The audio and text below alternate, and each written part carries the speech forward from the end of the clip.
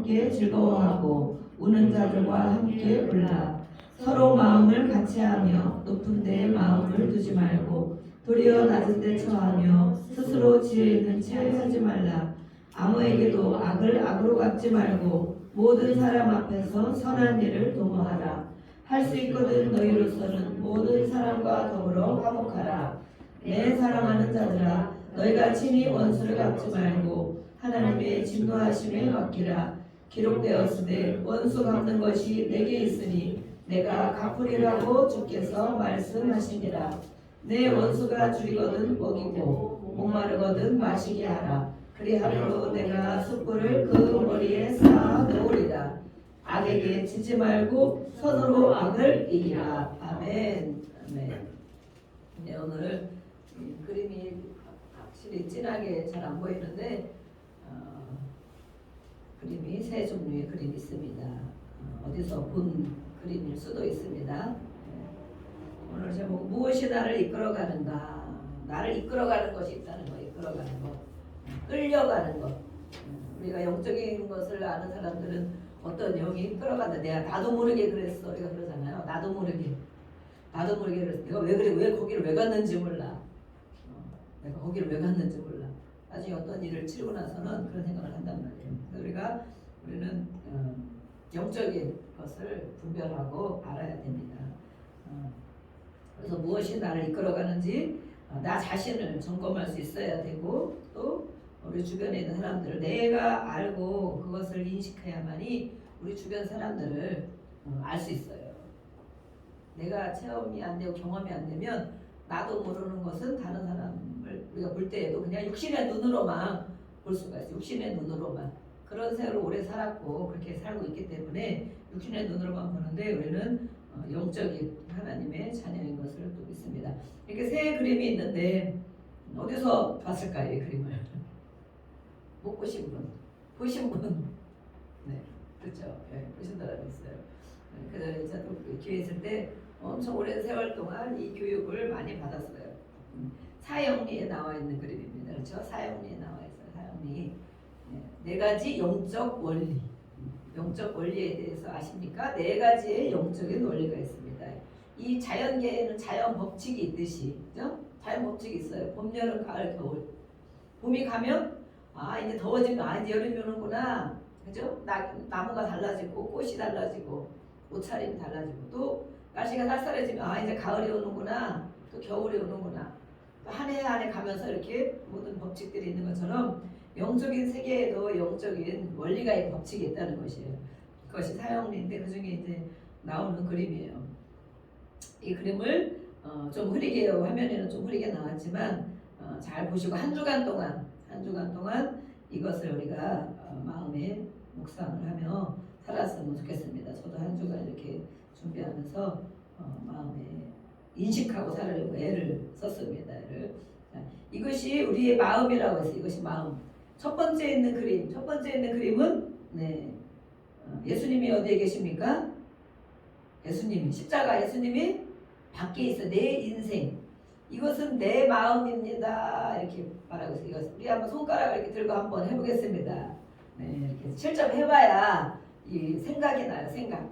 이거 뭐 어린애처럼 시키냐 하지 말고 내 마음을 한번 그려보겠습니다. 얼마나 이렇게 크게. 이것은 내 마음입니다. 시작. 이것은 내 마음입니다.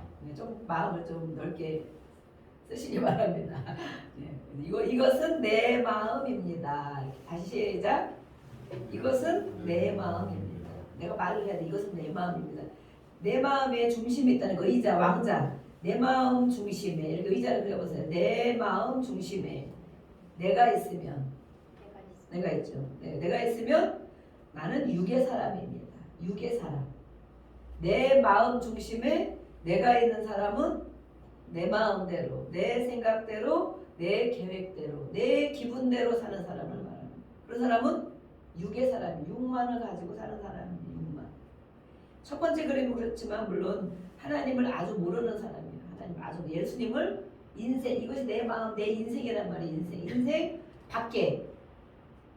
인생 밖에 있기 때문에 예수님이 나의 인생 밖에 있기 때문에 나하고 아무 상관이 없어. 그런 사람들은 세상 세상 사람이라고 얘기해요. 하나님을 모르는 사람. 혹시 우리가 교회를 다니면서 그런 사람이 있을지 모르겠어요. 교회 다니는데 세상과 전혀 구별되지 않고 세상 사람인지 교회 다니는 사람인지 전혀 구분이 안 되는 사람 우리 주변에 있을 수도 있어요. 우리가 때로는 그럴 수도 있어요. 가운데 있는 그림을 보면 어떻게 되겠어요? 이것이 내 인생, 내 마음이 있는데 내 마음 중심에 나는 거기 내가 올라와 있지만 예수님은 밑에 내려놨어. 그죠? 네, 예수님 십자가 밑에 내려놨어요. 내려놔서 이 사람도 예수님을 영접을 했으나 네, 오늘 예수님 영접하셨죠? 우리가 그전에도 영접을 예수님 믿을 때 영접했습니다. 교회를 다니고 있지만 예수님을 알고 있지만 여전히 내 인생의 주인이 내가 되는 거예요. 여전히 내 인생의 주인이 내가 되어지고 예수님은 그 밑에 내려와 계셔. 예수님 기다려보세요. 예수님 이건 제가 해야 돼요. 이걸 이렇게 해야 돼요. 이거 이럴 때 말을 해야 돼요. 그래서 이런 사람도 또 유괴 사람이다. 유괴 사람. 그리고 첫 번째 그림은 완전 자연인이라고 그래. 자연인. 나는 자연인이다. 나오는 자연인이 아니고 완전 하나님 영적인 사람이 아닌 일반 사람을 자연인이라고 표시해. 자연인. 두 번째인 사람은 교회를 다니고 또 예수를 영접했으나 유괴 사람. 여전히 육의 지배를 받고 있는 사람. 육신이 원하는 대로 살고 있는 사람. 네. 그런 데 많이 있죠. 네. 저도 그런 데가 많이 있습니다. 마지막 모습은 어떤 모습일까요? 내 인생, 이것이 내 마음인데 그 내 마음 중심에 예수님이 계십니다. 내 마음의 왕자, 의자 중심에 예수님이 계시고 나는 그 밑에 내려와 있어요. 그 밑에 내려. 그래서 그러면 이 사람은 누구의 지도를 받겠습니까? 예수님의 지도를 받고 나는 따라가는 거죠. 아, 예수님 그렇구나. 알겠습니다. 예수님 이거 어떻게 할까요? 이거는 예수님 힘듭니다. 도와주세요. 예수님을 찾는 사람. 예수님 앞에 기도하는 사람. 예수님을 나의 주인. 주님 우리가 부르잖아요. 주여 하고 부르잖아요. 주님. 나의 주인이라는 거. 이 세 가지 그림이 있습니다. 물론 첫 번째 그림은 여기 모든 사람에게는 해당이 안 되는 것으로 알고 있습니다. 두 번째와 세 번째 그림이 있습니다. 네. 어떤 그림이 나의 모습을 나타내고 있습니까? 네. 속으로 생각하시기 바랍니다. 어떤 모습이 나의 인생, 내 마음을 나타내고 있을까? 네. 그러면 나는 이제 어떤 모습으로 가기를 원하는가? 네. 오늘 말씀을 또 듣고 이 말씀, 이 그림을 말씀 생각 안 나면 그림이라도 생각하셔서 내가 정말 내 인생에 내가 주인으로 살아갈 때 어떤 인생을 살아갈 수 있을까? 그렇다면 예수를 영접하고 이렇게 성찬식도 하고 예수님과 한 마음이 되겠습니다 했지만 물론 금방 그렇게 되기가 쉽지 않지만 성령님이 하시면 한순간에 사람이 변하잖아요. 한순간에 성령 세례라고 그래요. 성령 세례. 예수를 영접할 때 예수님을 주로 시인하는 자마다 성령이 하신 거라고 했기 때문에 성령이 와 있지만 성령 세례가 있어요. 어느 날 성령 세례를 받는 것. 예배 가운데 있을 때 또 간절히 기도할 때 또 그런 집회에 갔을 때 내가 정말 사모할 때 성령을 충만히 받는 첫 번째 사건. 그런 사건을 우리는 성령 세례라고 말해요. 그런 사건이 있어야 돼. 예수 믿는 사람에게는. 근데 대부분 이 모태신앙 네. 어떤 사람은 또 조모태신앙이라고 뭔가 했더니 할머니 할아버지 때부터 줄줄이 이렇게 그때부터도 다 온 집안에 예수 믿는 사람 그런 사람들은 늘 교회 안에 있었기 때문에 아니면 오랫동안 교회 안에 왔다 갔다 했기 때문에 그런 경험이 없는 사람이 있어요. 그래서 우리는 그전에 학생 때 보면 그 수련회를 가서 그렇게 한다면 수련회 때 막 찬송 막 몇 곡하고 1시간 찬양하고 또 말씀하고 회개합시다. 왜냐면 성경이 말씀 사도행전에 나왔잖아요. 너희가 각각 예수를 영접하셨죠? 아멘. 영접했으면 각각 각 개인이 회개를 해야 된다는 거. 회개. 어떤 거 회개. 우리가 아까 저는 죄인입니다. 그래서 그 한 마디만 듣고도 회개가 확 터지는 사람들이 있어요. 아, 내가 죄인인가? 내가 뭘 잘못했지? 근데 사람이 보기에 죄가 아닌데 하나님 말씀에 보니까 내가 죄인이라. 그래서 그렇게 회개한 사건이 있어야 된다. 성령 세례를 받는 것은 성령 충만을 받는 그런 경험, 그런 일회적인 사건을 경험하는 것은 내가 죄인인 것을 알고 고백하고 회개할 때 성령이 강하게 임하셔요. 그래서 그럴 때 물론 교회 와서 할 수도 있고 집회에 와서 그렇게 막 이렇게 강사님들이 목사님들이 막 할 때를 할 수도 있고 아니면 어느 순간에 차 안에서 할 수도 있고 집에서 할 수도 있고 하는 어떤 순간에 내가 알아지는 경험이 있어요. 아, 내가 정말 잘못 살았구나. 내가 내 마음대로 살았구나.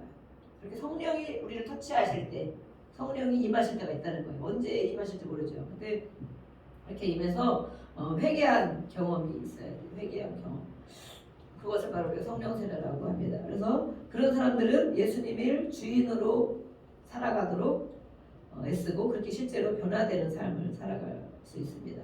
그래서 우리는 이게 세 번째 그림이 우리의 목표고 또 우리의 그런 바람이 되고 소망이 됩니다. 이 세 번째 사람은 성령의 사람이라고 해요. 성령의 사람.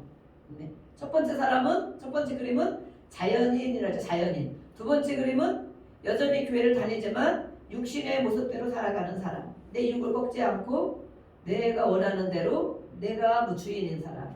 네. 그런 사람은 이 1번 첫 번째 그림에 있는 사람은 이게 점점점 이렇게 돼 있어요. 작은 검정머리 돼 있지. 이것은 무엇을 말하냐면 나의 모든 삶 가운데 일어나는 일들을 말해요. 크고 작은 일들. 그걸 말하는데 첫 번째는 예수님을 당연히 모르고 내가 주인으로 살고 있기 때문에 내 목적과 내 방법과 내 욕심으로 사는 일반 사람들을 말하고 있습니다. 그래서 이 모든 삶 전체가 생활 전체가 혼란이다. 혼돈이다. 그러는데 그것이 혼란인지 어려움인지 괴로움인지도 모르고 사는 사람들. 그래서 어떤 일이 생기면 기분이 좋았다, 나빴다, 엎어졌다, 제껴졌다, 또 아무 생각 없이 살고 있는 사람을 자연인, 이 사람을 자연인을. 두 번째 그림을 보면 내가 의자에 딱 올라와 앉아 있고 예수님은 그 밑에 계세요. 이렇게 있단 말이에요. 예수님은 영접했으나 이런 사람들도 삶 가운데 그렇지만 첫 번째 사람보다는 뭔가 훨씬 정리가 돼 있습니다. 그죠? 정리가 돼 있어요. 그렇지만 이 사람에게도 예수님이 인도를 해 가시려고 애쓰지만 그것은 따르지 않기 때문에 어떻게 됩니까? 자주 낙심하는 일도 생기고 혼란한 일도 생기고 넘어지는 일도 생기고 이런 일이 생긴다는 거예요. 우리 삶 가운데 우울한 일도 생기고 또 의심하는 일도 생기고 내 마음대로 안 되는 일이 생기면 왜냐면 내가 주인이 내 마음대로 안 되면 괴롭고 내 기분대로 안 되면 화가 나고 내 고집대로 안 되면 짜증나고 이런단 말이에요. 왜냐면 내가 주인이기 때문에. 내가 주인이니까 내 마음대로 하니까. 그래서 이 모든 인생의 생활 가운데 삶 가운데도 이렇게 어떤 때는 물론 잘 되는 일이 있어. 그렇죠? 기도도 하고 힘들고 어려울 때 기도하면 해결되니까. 또 예배 나와서 하다 보면 깨닫고 은혜를 받기도 하니까 이렇게 좋은 모습들이 또 있지만 아직까지도 이렇게 혼란한 것과 어려움들이 있어요. 네. 이것이 우리의 모습들이 많이 있는 것을 또 알 수 있어요. 그럼 세 번째 사람은 예수님이 늘 오늘도 예수님이 나의 주인입니다. 예수님이 말씀하시는 걸 하고 싫어하지 않는 것 안 하고 생각나면 우리가 육신으로 살고 있기 때문에 나도 모르게 그런 일이 많이 생기죠. 그러다 보면 저녁 때 또 어떤 때 기도하다 보면 생각나면 회개합니다. 이렇게 하고 그런 사람들은 이 모든 삶 가운데 성령이 인도를 해주시는 삶을 살게 된다. 그래서 성령이 인도하시기 때문에 모든 삶을 조화롭게 살아갈 수 있다. 또 하나님이 어떤 목적을 갖고 계시는지 또 하나님의 영광을 위해서 살아갈 수 있도록 그렇게 살기 때문에 말씀 가운데서 해답을 찾게 되고 우리가 어려운 일 생기면 잘못되는 일 그런 일 생기면 하나님이 하신 말씀 하나님 뭐라고 하셨지? 이런 일이 왜 생겼지? 그러면서 하나님 말씀 가운데서 해답을 찾는다는 거예요. 누구한테 사람한테 그것을 해결받지 않고 환경과 여건 가운데 해결받지 않고 하나님 말씀 가운데 해답을 찾게 되고 하나님의 계획이 무엇일까? 나를 향한 하나님의 계획이 무엇일까? 우리 가정을 향한 하나님의 계획이 무엇일까? 우리 교회를 향한 우리 나라를 위해서 기도할 때도 마찬가지죠. 우리가 공동체를 위해서 기도할 때도 마찬가지, 자녀를 위해서 기도할 때도 마찬가지고 하나님 우리나라 어떻게 쓰시기를 원하실까? 그러면 우리가 이 영적인 시각을 가지고 그 마음을 가지고 나라를 바라보고 또 가정을 바라보고 자녀들을 바라보고 내 모습을 바라보면 하나님이 주는 마음을 가지고 분별할 수 있다는 거예요. 근데 육신의 눈을 가지고 매일 세상 것을 바라보고 세상 소리를 듣고 그런 사람과 만나고 그런 영향을 받다 보면 그런 영적인 감각이 없어지죠. 없어지기 때문에 그 시각으로만 바라본다. 그 수준에서 그 시각으로 바라보니까 저 사람들이 저게 잘못됐구나, 저 사람들이 저게 거짓이구나, 저렇게 하면 안 되는데, 저 정말 하나님이 싫어하는데 왜 저런 일을 만들까, 저런 법을 왜 만들까, 이렇게 우리가 분별할 수 있다는 거예요. 그런데 우리는 육신의 눈을 가지고 살아가면 세상 사람과 똑같은 소리를 하고 똑같은 행동을 할 수밖에 없다는 거예요. 그래서 하나님의 계획을 알아야 된다. 하나님의 영광을 위해 사는 것이 무엇인지를 아는 사람들. 그래서 하나님 뜻 안에서 행복을 찾기 때문에 그런 사람들은 삶 자체가 조화롭게 되고 또 복 있는 삶을, 그렇죠? 복 있는 삶을 살게 되는 것입니다. 그럼 우리는 어떤 모습이 되기를 원합니까? 네, 어떤 모습? 1번 되기를 원하시는 분. 다시 하나님을 떠나고 나가 살고 그렇게 하면 안 되겠죠. 언제까지나 천국 갈 때까지. 예. 두 번째, 난 여전히 그 가운데 머물러 살고 싶다. 아직까지 그렇게 뭐 내가 무슨 큰 사명자도 아니고 난 이렇게 사는 것만도 잘 사는 것 이렇게 살고 싶다. 그런 분들 계십니까? 아니면 내가 어차피 예수를 믿고 교회를 다니는데 천국 갈 때까지 이 믿음을 버리면 안 되는데 점점 우리는 믿음이 깊어져야 되겠죠. 점점 믿음이 좋아져야 돼요.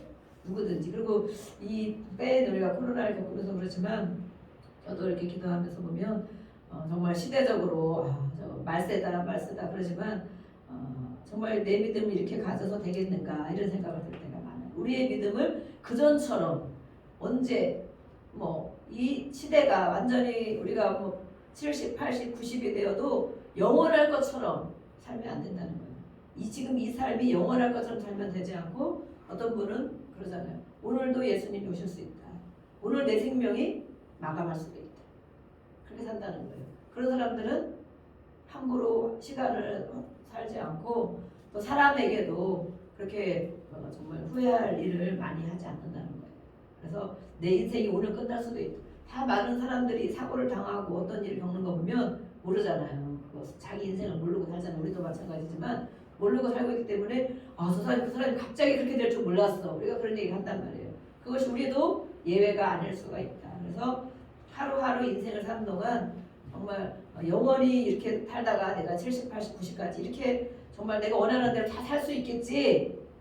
내가 원하는 걸 다 추구하며 그걸 얻을 수 있겠지. 이렇게 살아야 하는 시대가 아니라는 것을 지금 시대는 더 정말 빨리빨리 시계가 정말 빨리빨리 오는 것 같고 지나가는 것 같고 또 이 코로나 이 시대를 지나가면서 많은 분들이 정말 이렇게 분리한다 그러잖아요. 모든 세상에서도 분리를 많이 하고 있지만 영적으로도 하나님의 시각으로 이것을 바라보라는 거예요. 하나님의 시각으로 왜 이런 시대를 우리가 1년, 2년 살고 있는가?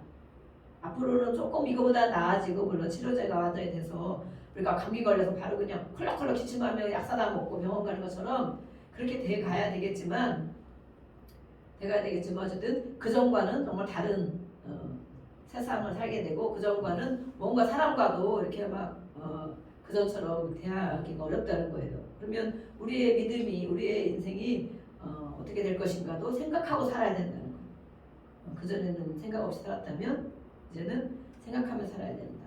그래서 이런 상황을 하나님이 허락하셨다. 그래서 모든 건 하나님이 허락하는 거잖아요. 그죠? 허락한 것 안에 우리가 살고 누가 어제 지난 우리가 말씀 읽었잖아요. 악한 자도 적당히 쓰임 받기 위해서 악한 자도 보내시고 또 어떤 일도 생기게 되고 우연이라는 것은 없다는 거예요. 우연은 이것을 하나님이 허락하셨다면 어떤 병도 있고 또 일도 생기고 많이 그러죠. 그럼 이것을 왜 허락하셨을까? 물론 다른 사람들은 다르게 말을 하지만 우리가 예수님을 믿는 사람, 하나님 안에 기도하고 사는 사람들은 이것을 어떻게 바라봐야 될까? 그래서는 이 코로나 상황에 며칠 정말 회개도 하고 기도도 하고 이것을 또 준비하면 좋겠는데 우리가 보이지 않는 세계를 하나님도 보이지 않잖아요. 보이지 않지만 세상 사람 그러죠. 하나님이 어디 계셔? 보여줘봐 이렇게 하잖아요. 하나님이 어디 계시는데 내가 보기에는 하나님 없어 그러잖아요. 그러니까 안 믿지. 차라리 보이는 돈을 믿어라. 보이는 내 주먹을 믿어라 이렇게 한단 말이에요. 근데 우리는 믿는다면 하나님을 보이지 않는데 하나님 계셔. 하나님이 어떤 분은 그래요. 하나님이 안 계신 것을 증명하려고 교회를 다녀봤대. 어떻게 하면 하나님이 안 계신 것을 증명하려고 성경을 읽었대. 그런 분이 성경을 읽다가 정말 성령 세례를 강하게 받으셔서 정말 훌륭한 목사님이 되셨죠. 하나님이 없다는 것을 내가 증명해 보이겠다. 이런 걸 다 읽어보고 연구해서. 그런데 이 성경을 읽으니까 성령이 임하는 거예요. 성령이 하나님의 말씀이기 때문에 하나님의 말씀이 살아서 움직이신 거예요. 살아서 우리가 성경을 읽어도 오늘도 말씀을 읽었지만 이 말씀이 아무 그냥 일반 책을 읽듯이 나에게 아무 감각이 없다, 감동이 없다. 그럼 우리가 글씨로 그냥 읽은 거예요. 글씨. 그런데 어느 한 절이라도 어느 한 절에 내 마음에 부딪혔다. 내 마음에 찔림이 와. 성령 우리를 찔러준단 말이에요. 찔러준다. 찔러주고 또 살아나게 하고 생기 있게 하고 활기 있게. 이것은 바로 하나님의 말씀이 살아있다는 증거예요. 그래서 그것을 우리가 경험을 해야 돼. 경험. 우리가 말씀을 이게 지난주에 주보 뒤에다 이렇게 다 기록했습니다. 이거 써서 인증샷을 보내서 했는데 보내신 분이 있습니다. 그래서 정말 선물을 준비해야겠구나 제가 생각하고 있습니다. 근데 이것을 또 귀등으로도 안 듣고 이로 듣고 이로서 나가신 분도 반 이상이 됩니다. 반 이상. 그렇지만 이렇게 또 그래 말씀 한 절 써보자. 지난주에 했던 것을 말씀 한 절 써보자. 그래서 써보신 분이 3명이나 돼요. 어떤 모 집안에 아주 훌륭한 집안이 있습니다.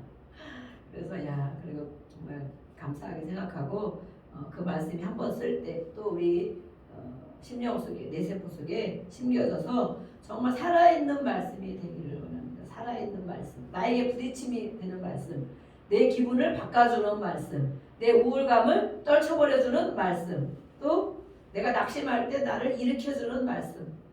그래서 보이지 않는 하나님은 우리가 이렇게 무시하고 인식하지 않고 살고 있는데 보이지 않는 이 바이러스는 얼마나 불안과 두려움을 떨고 있는지 생각을 하게 됐습니다. 그래서 정말 회개합니다. 하나님 정말 회개합니다. 이렇게 정말 한 주간을 회개하고 했는데 보이지 않는 바이러스는 어떻게 믿냐고 우리가. 그죠? 여기 공중에도 엄청 지금 떠다닌다 그러잖아요.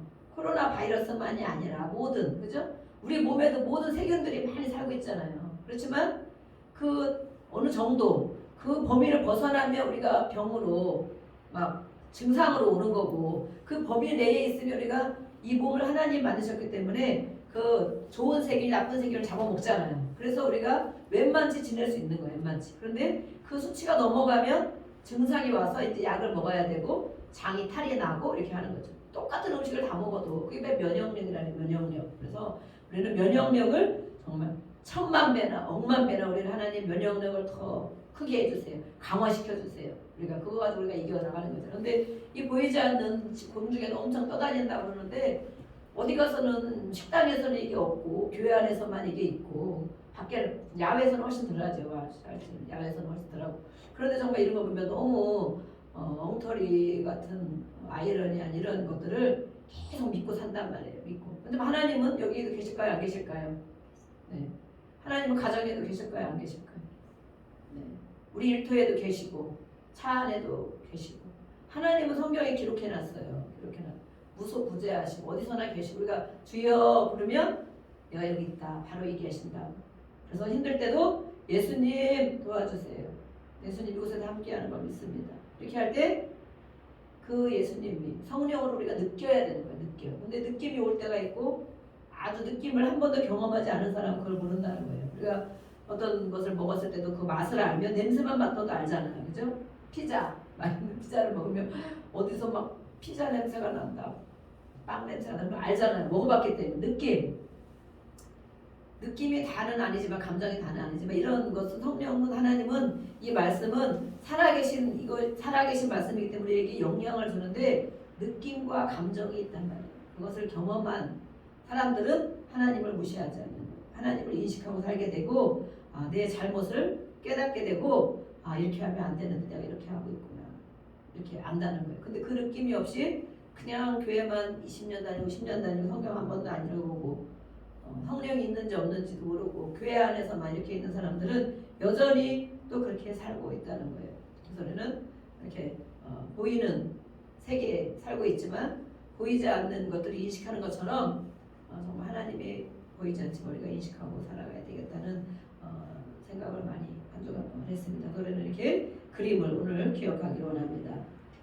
오늘 말씀에는 그 말씀을 하고 있는 거예요. 제가 영으로 오늘 제목을 영으로 육을 이기면서 살아야 되겠다. 그 제목을 전 설교할 때 되면 제목을 항상 하나님이 주시거든요. 제목을 주셔서 거꾸로 그럼 이 말씀을 어디에 말씀을 찾아서 이 말씀을 가장 가까운 말씀을 전할까 이렇게 설교 제목을 이렇게 주시는 게 있어요. 그러면 막 핸드폰에다 다 기록을 해놓고 이번 주에는 우리에게 가장 필요한 그 중에 하나를 뽑는 거지. 가장 필요한 말씀을 성찬식도 있고 하면 그 주신 말씀 가운데 이렇게 뽑아서 정리해서 하고 이렇게 하는데 오늘은 로마서 12장을 봤습니다. 여기서 보면 그리스도인의 생활이라고 되어 있어요. 제목에 보면 그리스도인 예수를 믿는 사람들은 어떻게 살아가는 것인가. 다른 쪽에서도 많은 말씀들이 나와 있어요. 12장 1절부터도 많이 나와 있고 그렇지만 14절부터 말씀을 보면 예수를 믿는다는 사람들은 이렇게 살아야 된다. 그러면 나는 예수를 믿는 사람인데 나는 정말 그렇게 살고 있는가? 우리가 한번 점검하면서 말씀을 보기를 원합니다. 14절에는 핍박하는 자, 박해하는 자, 예전 성경에는 핍박이라고 되어 있지만 지금 박해하는 자가 있다고 했습니다.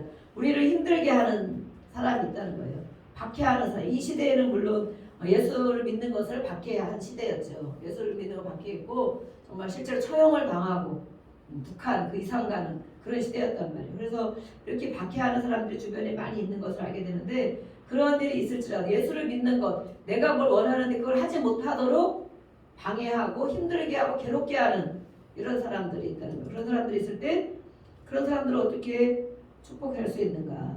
당연히 저주하게 되죠. 마음으로도 입으로도 싫어하게 되고 미워하게 되는데 하나님께서는 그런 사람들을 축복하라고 말하고 있어요. 축복하라. 왜 축복하라고 그러셨을까? 네. 이것은 누구를 판단하고 누구를 저주하고 그렇게 하는 것은 하나님의 주권이라는 거예요. 내가 우리 모든 사람은 하나님 만드셨잖아요. 그죠? 예수를 잘 믿는 사람만 만드신 것이 아니고 내 말을 잘 듣고 나를 잘 해주는 사람만 하나님이 만드신 분이 아니고 나를 괴롭게 하고 내가 정말 보기 싫고 나를 기분 나쁘게 하고 안 만났으면 좋겠고 이런 사람도 있지만 그런 사람도 하나님이 만드셨다는 거예요. 아멘? 하나님이 만드셨기 때문에 그런 하나님이 만든 사람들을 함부로 저주하면 안 된다는 거예요. 하나님을 알며 하나님을 인식하며 이런 나를 힘들게 하는 사람이라 할지라도 그를 저주하는 마음을 가지면 안 된다는 거예요. 그래서 하나님의 주권이다. 하나님의 주권을 내가 함부로 사용하는 거지. 그러면 죄가 되는 거죠. 그죠? 내가 사용하니까. 내가 하나님처럼 누구를 저주하기도 하고 판단하기도 하고 심판하기도 하고 정죄하기도 하고 그러면 내가 하나님 자리에 있다는 거예요. 내가 주인이기 때문에 내가 하나님 자리에 있기 때문에 그 주권을 내 마음대로 사용하는 거예요. 저 사람은 잘못해서 저 사람 저렇게 하면 안 돼. 저 사람은 이렇게. 그래서 하나님께서 그것을 말씀하고 있어요. 이것은 하나님의 주권인데 하나님의 권한인데 그걸 알아야 된다. 그렇게 사용하면 안 된다. 저주하지 말고 축복하라고 그래서 축복하는 것을 왜 그렇게 말씀하셨어요? 축복하면 하나님이 보시고 야 너가 이런 상황인데도 나를 인정하는구나. 나를 인정하기 때문에 함부로 비판하고 판단하고 저주하지 않는구나. 내가 너를 축복한다는 거야. 내가 너를 하나님이 그런 사람을 축복한다는 거야. 그래서는 이 말씀을 또 기억해야 되겠습니다. 15절에는 함께 해라 라는 말씀을 하고 있어요. 우리가 많은 사람들이 봉사할 때 이 말씀을 사용하기도 합니다. 어려운 사람들 함께 울고 함께 웃고 어려운 사람을 도울 때 물론 우리가 육신으로도 봉사하고 돕죠. 또 그런 누구나 할 수 있는 거예요. 예수님을 안 믿는 사람이라 할지라도 어려운 사람을 돕는 거는 누구나 할 수 있는데 이것에서 하나님이 말씀하신 것은 그리스도인들에게 말씀하는 것이죠. 함께 해라. 함께 우리가 중보기도를 하는 것도 함께 하는 것이죠. 또 어려울 때 돌아보는 것도 함께 하는 것이죠. 그래서는 함께 하는 일들 또 가정 안에서도 공동체 안에서도 또 함께 하는 마음을 같이 하여 함께 할 수 있는 그런 마음의 여유를 갖고 누가 잘 됐으면 정말 축복해주고 축하해줄 수 있고 그게 우리가 막 진심으로 안 될 때도 있어요. 왜냐면 속에는 시기 질투가 있기 때문에 누가 잘 됐다면 막 축하해주고 축복해주기보다는 겉으로는 안 그러는데 속으로는 그런 마음이 있을 때도 있더라고요. 저도. 그렇지만 요즘에는 이제 더 그래 진짜 정말 잘 됐네. 하나님을 인식하니까 그게 되더라고요. 하나님 인식 안 할 때는 못하는데 하나님을 인식하니까 아이고 잘 됐네. 정말 잘 됐다. 축하한다 이렇게. 하나님을 인식하고 살아야 이런 마음이 들게 되는 것 같아요. 16절 보면 서로 또 마음을 같이 하고 높은 데 마음 두지 말고 낮은 데 처하며 스스로 지혜 있는 채 하지 말라. 척하지 말라는 거야. 척하지 말아라. 내가 뭐가 된 척, 또 내가 잘난 척, 내가 옳은 척 이렇게 하지 말라는 거야. 그것이 바로 교만한 사람이다. 교만한 마음. 그 마음을 품지 말라고 말하고 있습니다. 그래서 기꺼이 이렇게 어려운 낮은 데 처한 이런 사람들과도 함께 할 수 있는 그런 마음이 돼야 된다. 예수님은 어떻게 해서 예수님은 세리와 죄인의 친구가 되어주셨어요. 예수님은 이때는 이 사람들이 예수님을 하나님의 아들로 인정을 안 하고 선지자나 이런 사람으로 인정했지만 그렇다 할지라도 그 예수님은 하나님이신데 세리들은 누가 가까이를 안 했거든요. 저 사람은 세금을 많이 해서 뺏어가고 가니까 가까이 가고 싶지도 않고 정말 미워하고 진짜 막 저주하고 이렇게 저주받는 사람이 세리였어요. 세리. 또 죄인, 창녀 이런 사람들은 막 다 손가락질하는 이런 사람들인데 예수님이 그들과 같이 먹고 마시며 친구가 되어줬다는 거예요. 근데 우리는 예수님과 같은 그런 위치도 아닌데 그런데도 우리는 사람을 때로는 가려가면서 그렇게 하지 않는가. 이런 사람은 내가 같이 할 필요가 없지. 또 내 주변에 있는 사람들, 또 나와 함께하는 사람들, 그런 사람들을 우리가 어떻게 하고 있는지 그렇게 그런 척하지 말아라. 그래서 우리가 또 바로 예수님을 생각한다면 예수님이 하신 것을 우리도 할 수 있습니다. 그래서 또 마음들을 귀하게 여기고 우리는 또 영혼을 볼 줄 아는 사람이에요. 그들의 영혼을 정말 불쌍히 여기는 그런 마음이 있어야 돼요. 아무리 힘들고 괴로운 사람이 있으면 그런 사람들은 더 정말 영혼이 불쌍한 사람이구나. 저런 사람들은 더 큰 아픔이 많이 있는 사람이구나. 저 심령속에 더 괴로움이 많으니까 저렇게 저 인생이 됐구나. 그래서 그들을 위해서 기도해주고 또 마음을 같이 품어야 된다고 말하고 있습니다. 네. 17절 말씀에 아무에게도 악을 악으로 갚지 말고 누구에게나 나에게 악한 일을 했다고 할지라도 도로 갚아주지 말라는 거예요. 갚아주기도 하지만 더 크게 갚아주기도 막 하지. 한 대 때리면 10대, 이렇게 2대, 이렇게 그 정도로. 그렇지만 말씀에는 악으로 갚지 말고 모든 사람 앞에서도 선한 일을 생각해야 된다. 선한 일. 하나님이 선하시잖아요. 하나님이 선하시고 하나님은 우리의 아버지가 되십니다. 그래서 우리는 하나님을 인식하며 살아갈 때 사람이 보기에도 선한 일을 해야 된다. 그러면 이 모든 것은 하나님이 행하신다는 거예요. 그래서 여기도 우리가 갚는 것, 보복하는 거죠. 보복하는 것, 심판하는 것 이런 것들이 하나님의 주권임을 잘 나타내고 있는 거예요. 하나님의 주권. 하나님이 하실 일들을 너희가 하면 안 된다. 그러면 나에게 당한 억울함, 나에게 당한 부당한 일, 우리가 지금은 법이 있기 때문에 법으로도 하다가 안 되면 사람이 말로 해서 안 되면 법으로도 또 잘 해나갈 수 있어요. 그렇게 해나갈 수 있지만 어떤 사람으로 당한 이런 일들을 우선은 먼저 하나님 앞에 와서 기도부터 해야 되죠. 억울한 일을 당했을 때, 또 부당한 일을 당했을 때 하나님 주권 되시는 나의 주인 되신 하나님께 나와서 먼저 고백하고 기도하고 하나님 어떻게 할까요? 또 지혜를 주시면 또 잘 풀어나갈 수 있는 그런 일들을 우리가 또 해나가야 되겠습니다. 시대적으로. 네. 또 말씀해 보겠습니다. 할 수 있거든. 너희로서는 모든 사람과 더불어 화목하라. 이 모든 사람과 더불어 화목하고 화평하고 해야 되는데 물론 명령이기도 하지만 여기 다 명령으로 이렇게 써 있어요. 그죠? 하지 말라. 함께 울라. 체하지 말라. 화목하라. 이게 다 명령이에요. 명령인데 할 수 있거든. 모든 사람과 하기가 힘들다는 걸 하나님도 아시는 거예요. 그렇죠? 하는 거 아시기 때문에 그렇지만 할 수 있거든. 가능하면 모든 사람과 더불어 화목하도록 지내야 된다. 이것은 또 공동체에게도 주는 말씀이에요. 그리스도인들이 어떻게 해야 되는지 또 교회 안에서 어떻게 해야 되는지 주신 말씀이에요. 그래서 모든 사람과 더불어서 가능하면 화목을 추구해야 된다. 가능하면 이 사람도 원수 맺고 저 사람도 원수 맺고 이 사람도 싫고 저 사람도 싫고 다 관계가 깨어진 가정 안에서도 다 관계가 깨어지고 밖에 나가도 관계가 다 깨어지고 그렇게 사는 사람이면 정말 그리스도인이라고 할 수 있는가? 가능하면 화목하도록 해야 된다. 가능하면 이 사람 것도 관용 품어주고 내 마음에 다 들지 않지만 내가 싫어하는 일을 하고 있지만 또 용납해주고 그 사람에서 기도해주고 그래야 우리가 가정 안에서도 또 공동체 안에서도 그런 사람으로 모든 사람이 보기에도 그렇게 하라고 하나님이 우리에게 말씀해 주셨어요. 또 원수 갚는 일에 대해서 말하고 있습니다. 이런 일들이 생기기 때문에 하나님 우리를 너무 잘 아시고 지금은 더 또 이런 일들이 많이 있죠. 지금은 자기 중심적이고 개인주의이다 보니까 나 중심으로 살다 보면 내가 원하지 않는 이런 일을 할 때에 정말 많은 사람들이 괴로움을 많이 겪고 있습니다. 내 사랑하는 자들 너희가 친히 원수를 갚지 말고 하나님의 진노하심에 맡기라고 말했습니다. 계속 똑같은 말씀을 반복하는 것 같아요. 그렇지만 여기는 더 원수에 대해서 말하고 모든 사람을 말하고 있고 또 여기서는 원수 정말 저 사람은 진짜 원수 같아 이런 사람 그런 게 있을지라도 직접 갚지 말고 하나님께 맡겨봐라. 하나님께 맡겨봐라. 그러면 하나님이 갚는 것을 알아야 된다. 그래서 우리가 이런 경험이 있어야 된다. 우리가 예수를 믿으면서 교회를 다니면서 이런 생활을 하고 있는데 우리의 삶 가운데 이런 모든 일들이 늘 일어난다는 거예요. 그죠? 주변에 나에게 이런 일들이 늘 일어나는 이것을 내가 주인인 사람은 내 마음대로 내 계획대로 하는 사람 내가 다 해버리고 말죠.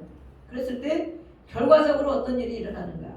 내 기분대로 내 감정대로 했을 때 결과적으로는 단절된 관계가 깨어지고 또 내 마음이 더 좁아지고 괴로워지고 그런 일이 생긴다. 한번 해보세요. 그렇게 되나? 그런 일이 생기나? 또 두 번째는 기도하고 하나님 앞에 맡기고 기도하고 하나님 주신 지혜를 가지고 그렇게 화평하려고 하고 또 하나님께 맡기고 원수도 하나님 갚아달라고 기도하고 지혜를 주는 가운데 기도하며 그 주시는 말씀 가운데 해놨을 때에 또 내가 어떤 상황이 되어지는지 경험을 해보라는 거예요. 경험. 우리 모든 생활 가운데. 그래서 때로는 우리가 많은 사람들을 만나고 살다 보면 정말 저 사람 원수 같고 절대 내가 손 벌리고 도움을 청하지 않을 것 같은데 어느 세월이 지나다 보면 그 사람에게 도움 청할 일이 있을까요? 없을까요? 있게 됩니다. 그 사람에게 도움 청할 일이 있어요. 그 사람이 힘을 필요로 할 때가 있어요. 그런 일들이 저도 많이 겪게 돼요. 절대 안 하고 싶지만 그런 사람에게도 손을 벌릴 일이 생기는 거예요.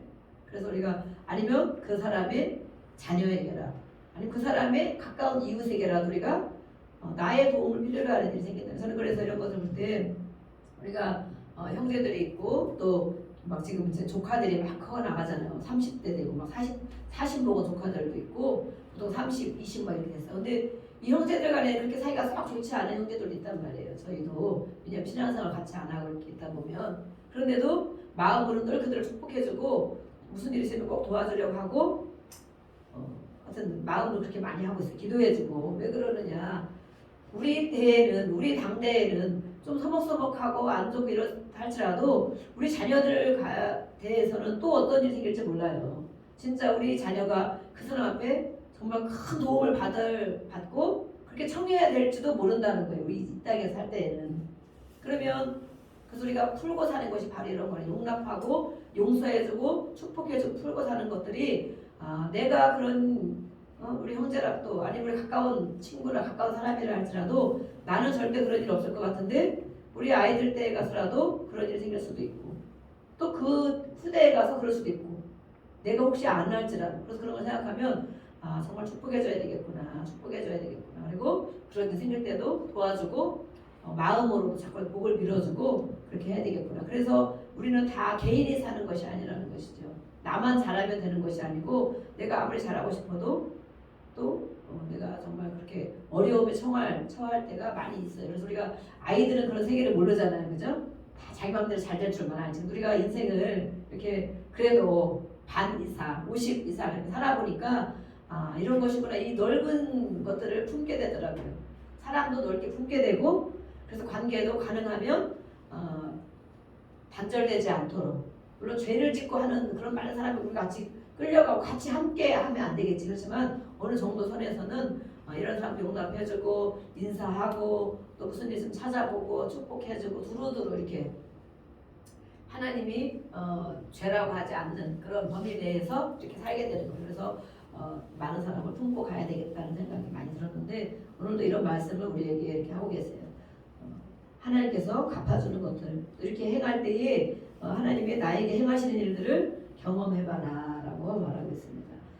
원수가 그 원수를 맡길 뿐만 아니라 한 차원 더 깊이 나갑니다. 20절에는 내 원수가 줄이거든 먹여주래. 그 사람이 가난하게 처해 있고 먹을 것이 없는 그런 상태가 있을 때 오히려 먹을 것을 갖다 주라는 거예요. 또 목마르거든 마시게 하라. 우리 가까운 주변에도 그런 사람이 막 있을 수 있어요. 그런데 이렇게 하나님이 있는 것을 우리가 그들을 해주라는 거예요. 그리하면 내가 숯불을 그 머리에 쌓아 놓으리라. 이 숯불에 대해서 말씀하고 숯불. 이 숯불이라는 것은 많은 의미가 있어요. 해석이. 그래서 이 숯불을 머리에 놓으면 실제로 어떻게 되겠어요?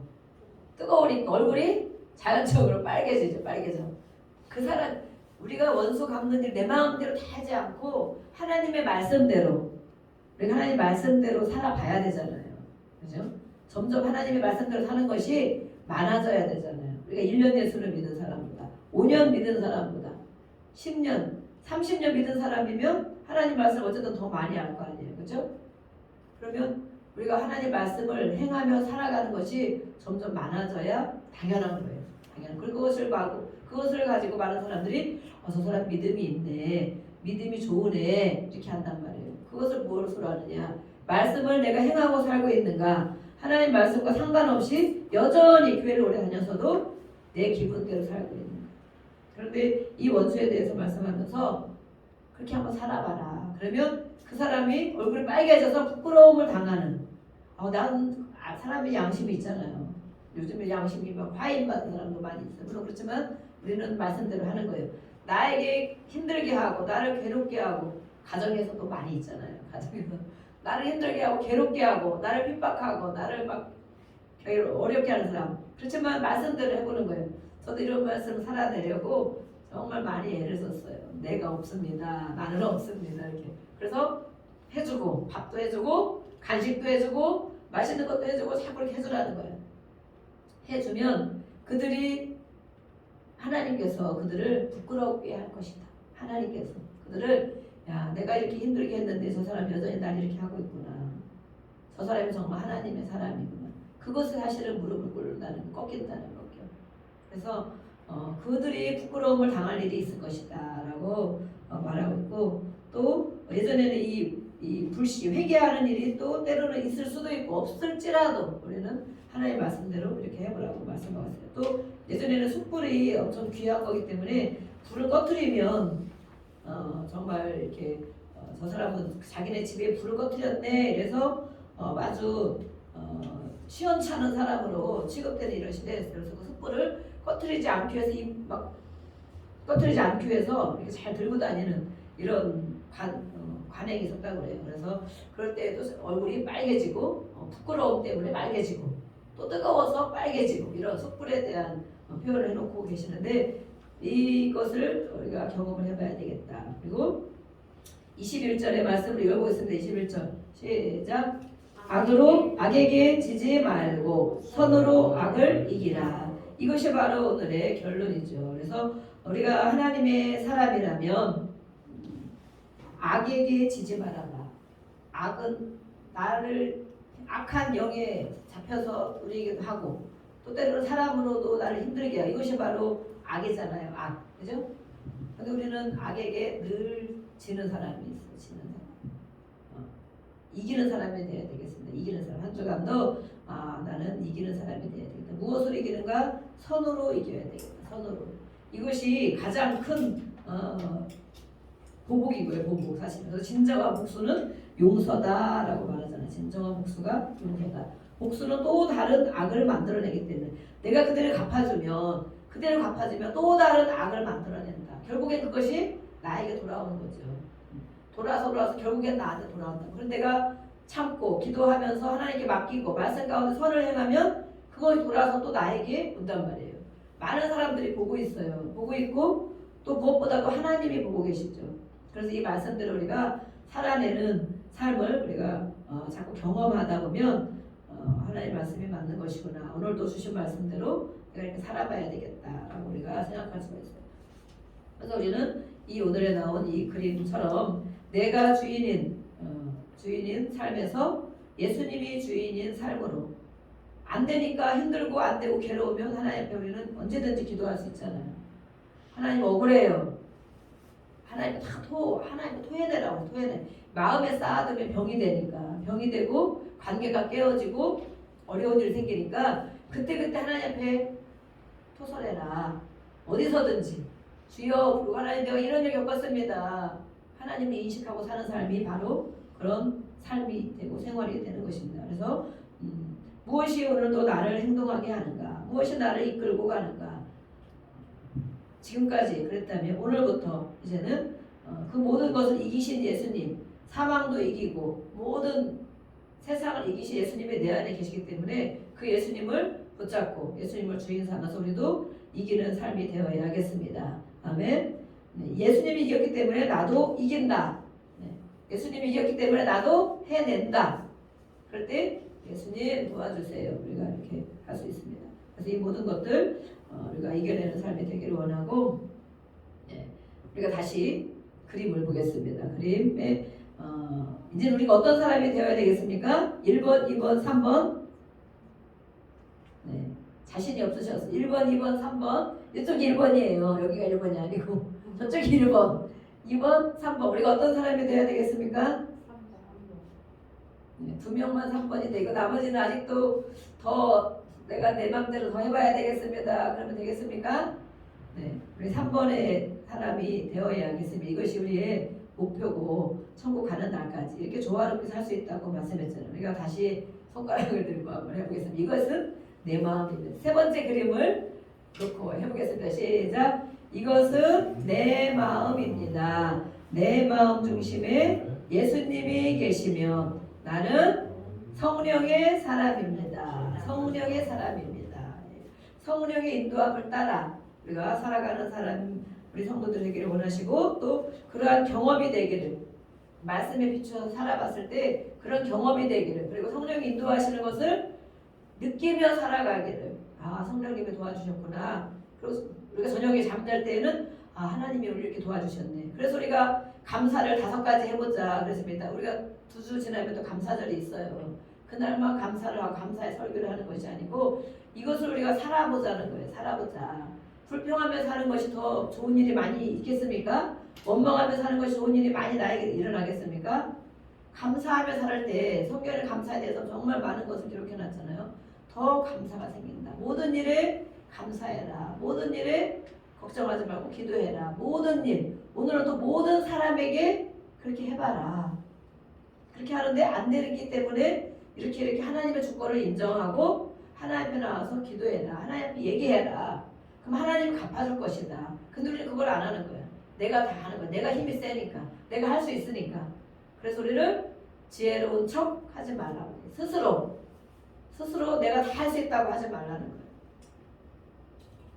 내가 가능하다고 하지. 물론 뭐 밥을 먹을까요 말까 이런 거는 기도해서 할 일은 아니죠. 그렇지만 하나님의 도움이 필요한 것들이 있어요.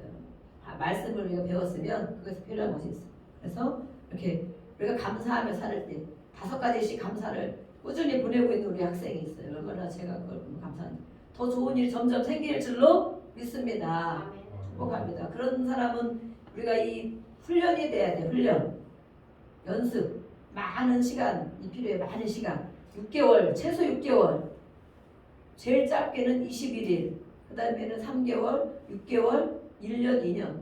그러다 보면 어느새 이 세포가 내 세포가 바뀌어지기 시작해요. 감사하는 사람으로, 또 용납하는 사람으로, 관용하는 사람으로, 모든 사람을 품는 사람으로 내 삶이 바뀌어져. 그러면 하나님이 당연히 축복을 해주시겠고 우리의 모든 삶이 잘 열릴 줄로 믿습니다. 아멘. 그래서 우리는 아침에 나갈 때도 기도하시고 사람 만날 때도 하나님 앞에 하나님 오늘도 도와주세요 기도하고 저녁에 하루 마감할 때는 감사한 것들 한번 꼽아보세요. 하루 종일 5가지 최소한 5가지. 하나님 오늘 이거 정말 도와줘서 너무 감사합니다. 오늘 내 마음을 이렇게 지켜줘서 너무 감사합니다. 오늘 이렇게 건강을 지켜줘서 감사합니다. 오늘 하루를 또 이렇게 지나가게 해주셔서 감사합니다. 이렇게 한번 해보세요. 그러면 그래서 감사 일기를 써라. 감사 노트. 네. 노트를 이제 오늘부터 시작해서 감사절까지 써보는 것입니다. 네. 아멘. 이것도 과제인데 말로 물론 하셔도 돼요. 그렇지만 우리가 실제로 기도 노트, 감사 노트 한번 해보자는 거예요. 해보면 기왕 예수를 믿고 기도하고 또 교회를 다니는데 우리가 많은 것을 체험하면 더 믿음이 굳건해지고 또 좋은 일이 점점점 생길 텐데 이거 돈 드는 거 아니잖아요, 그죠? 돈 드는 거 아니에요. 우리 저도 그렇고 한번 해보시기 원합니다. 우리 이 시간에 같이 기도하겠습니다. 우리 오늘 원래는 이제 좋은 하나님의 동역자